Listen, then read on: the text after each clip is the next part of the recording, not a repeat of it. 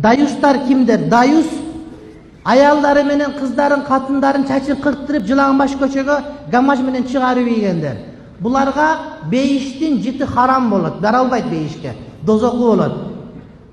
Аялдарын, кыздарын кызганбастан аларды көчөгө ар ким көрсүн деп, каалагандар жыттап көрсүн, каалагандар зына кылып көрсүн, кааласа кучактап көрсүн, эмчектерин кармап көрсүн деп, көкүрөктөрүн ачык кылып, кыска кийимдерди кийгизип, мына бар чыга бер, силер карагыла деп чыгарып берген адамдар, булар ошолор дайус болот.